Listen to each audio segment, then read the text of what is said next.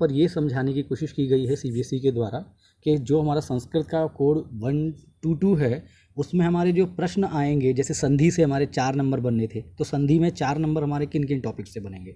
तो चलो हम ये भी हमारे सिलेबस का है, हम इस पर डिस्कस कर लेते हैं। पहला होगा संधि कार्य, इसमें व्यंजन संधि और विसर्ग संधि 2 आएंगी।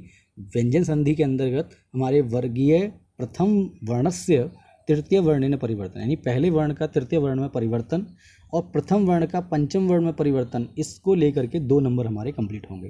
विसर्ग संधि भी हमारी 2 नंबर की है, जैसे विसर्ग से उत्व हो जाना और विसर्ग के स्थान पर स, श या स हो जाना। Okay friends. समास हमारे 4 नंबर का आने वाला था, जिसमें तत्पुरुष समास में केवल विभक्ति समास आएगा, अव्ययभाव समास में अनु, उप, सह, निर, प्रति, यथा आएगा। द्वंद्व समास में केवल इतर और द्वंद्व समास यही आने हैं। Okay friends. फिर है प्रत्यय, जो हमारे 4 नंबर के आने हैं, उसमें केवल 2 प्रत्यय आने 2 ही भागों में है। तद्धित में मतुप और त्व प्रत्यय जो 3 नंबर के आएंगे, और स्त्री प्रत्यय में टाप प्रत्यय जो 1 नंबर का आएगा।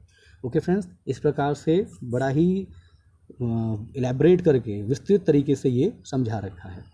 नेक्स्ट है इसमें अनुप्रयुक्त व्याकरण में वाच्य परिवर्तन 3 नंबर के हैं। समय के में यहाँ पर सामान्य, सपाद, सार्ध और पदोन के साथ में ये हमारा 4 नंबर का है।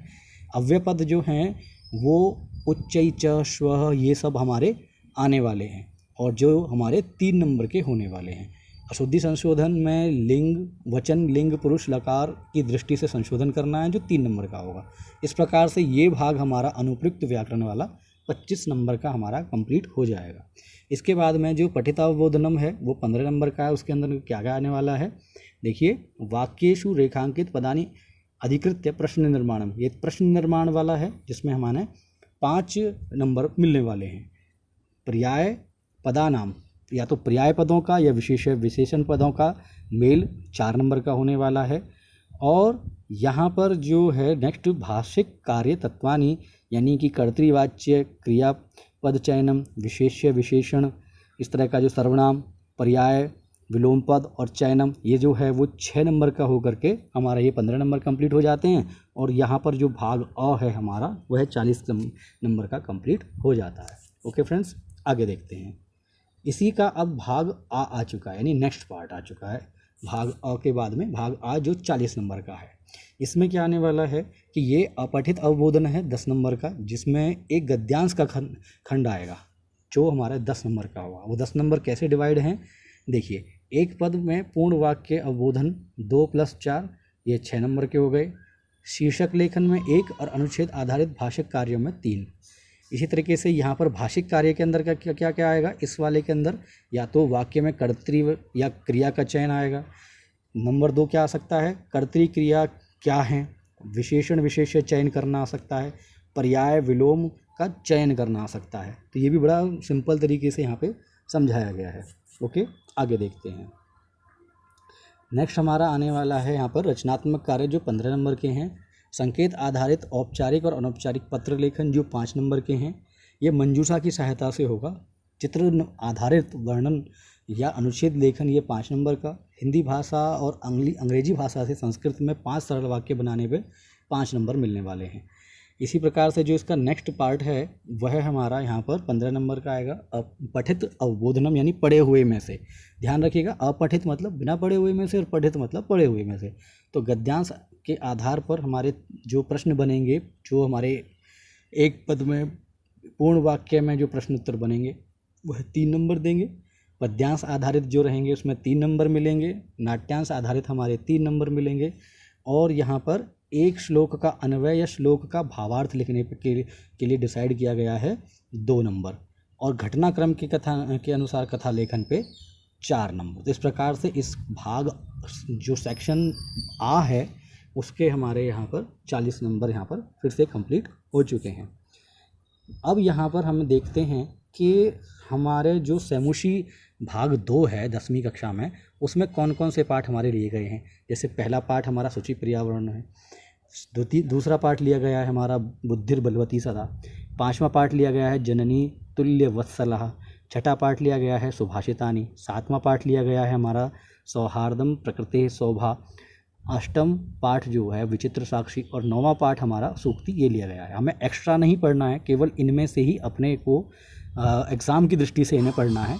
बाकी हम किसी भी पार्ट को पढ़ सकते हैं अपनी नॉलेज के लिए। बाकी हमारे जो विशेष तौर पे हमें जो फोकस रखना है वो हमें केवल इन पाठों को ध्यान में परीक्षा की दृष्टि से रखना है। ओके फ्रेंड्स, आगे देखते हैं। आगे हमें बस ये देखना है कि CBSE ने इनको करने के लिए क्या क्या चीज़ों के लिए बोल रखा है। जैसे कि सैमुशी, ये पाठ्यपुस्तक भाग 2 संशोधित संस्करण में ये NCERT द्वारा, या ये तो है हमारी लिटरेचर के लिए, ये हमारे दोनों जो हैं ये हमारे व्याकरण के लिए हैं, ग्रामर के लिए। जैसे अभ्यास भानुभव भाग 2 ये भी NCERT के द्वारा है, और व्याकरण वीथी ये अतिरिक्त पठनार्थ, मतलब इसे हम पढ़ सकते हैं और ये भी यूज़फुल होगी, तो ये भी NCERT के द्वारा है। ओके फ्रेंड्स, चलिए नेक्स्ट देखते हैं। अब ये अतिरिक्त जो हैं 40-20, तो ये 20 जो हैं इनका किस तरह से निर्धारण होने वाला है उस पर डिस्कस करते हैं। देखिए फ्रेंड्स, भाग अ जो था वो 40 नंबर का था, भाग आ जो था वो भी 40 नंबर का था। ये टोटल हो गए 80 नंबर, यानी 80 नंबर्स हो गए हमारे, तो 80 मार्क्स हो चुके हैं। अब ये 20 मार्क्स जो हैं ये इंटरनल स्कूल के पास में रहेंगे। ये स्कूल के पास का मतलब है ये एक्चुअली बच्चों के ही पास में है। अगर वो आगे दी गई क्रियाओं को ठीक से करेंगे तो वो 100 में से 100 या जो भी मैक्सिमम ले सकते हैं। तो हम देखते हैं कि क्या होगा उनका। तो सबसे पहले ये उनके हैं कि ये क्यों किया गया है। जैसे कि छात्रों की सृजनात्मक क्षमता का विकास करने के लिए, श्रवण पठन भाषण पठन लेखन कौशल का विकास करने के लिए, चिंतन क्षमता और आत्मविश्वास को बढ़ाने के लिए। तो ये 20 अंक किस तरह से हैं, ये हैं पीरियोडिक टेस्ट जिन्हें हम बोलते हैं। लिखित परीक्षा है 5 अंक का होगा, जिसे विद्यालय समय समय पर ले लेगा। ओके, तो नेक्स्ट है कि बहुविधान मूल्यांकन, जो बहुत प्रकार से मूल्यांकन कक्षा में किया जा सकता है अध्यापक द्वारा। जैसे कक्षायां पठितस्य पाठः, लघु मूल्यांकन जैसे कक्षा में पाठ का पढ़ना, निसर्गपत्राणि, प्रश्नोत्तर, मौखिक परीक्षा, प्रतियोगिता, मंचनस्य आयोजनम, इनके द्वारा भी 5 नंबर यहाँ पर इन सबको देख करके भी लिया जा सकता है। नेक्स्ट है इसमें पोर्टफोलियो, ये अध्यापक द्वारा तैयार किया जाता है। इसमें बच्चों के कक्षा कार्य, सामूहिक मूल्यांकन, स्वकार्य, विद्यार्थिनः विषयगत उपलब्धियाँ, ये सब हमें देखना पड़ता है। और इसके बाद में 5 नंबर जो हैं इस चीज़ के लिए भी बोले गए हैं। नेक्स्ट है इसी में ही जो लास्ट भी है हमारा, वो है भाषा संवर्धन के लिए गतिविधियाँ। इसमें श्रवण भाषण कौशल पे ध्यान दिया जाता है। जैसे संवाद, वार्तालाप, भाषण, नाटक, वार्ता, आशु भाषणम, संस्कृत गीति और श्लोकोच्चारण, इसके भी 5 नंबर यहाँ पे डिसाइड किए गए हैं। तो इस प्रकार से फ्रेंड्स यहाँ पर हमने सिलेबस के साथ साथ में जो है ये देखा कि कहाँ पर ये 20 नंबर जो हैं जो इंटरनल हैं बच्चों के अपने पास में, वो कहाँ डिसाइड हैं। तो देखिए लास्ट वाले में एक वो तो था भाषिक लेखन कौशल, यह है लेखन कौशल में विविध आधृत्य मौलिक पदानाम, मौलिक लेखन जैसे देश, माता, पिता, गुरु इत्यादि के विषय पर, शैक्षिक भ्रमण, संस्कृत लेखनम, दैनिक प्रतिदिन संकेत आधारित कथा लेखनम इत्यादि जो यहाँ पे टॉपिक दे रखे हैं, ये इंटरनल जो 20 नंबर रहेंगे हमारे, उनके आधार मान करके किया गया है। ओके फ्रेंड्स, आज हमने डिस्कस किया है ये 10th के संस्कृत का जो अपडेटेड वर्जन जो रिसेंटली यहाँ पर किया गया है, उसको आधार में रखते हुए जो जुलाई में मतलब अपडेट किया गया है। 7 तारीख को CBSE के द्वारा जो है वो अपडेट कर दिया गया था। तो फ्रेंड्स उम्मीद है ये यूज़फुल होगा। अगर आपको ये हमारी वीडियो यूज़फुल लगी तो प्लीज़ हमारे चैनल सब्सक्राइब कीजिए, लाइक कीजिए और अधिक से अधिक अपने फ्रेंड्स में से शेयर कीजिए। ये बहुत इंपॉर्टेंट है। Okay friends.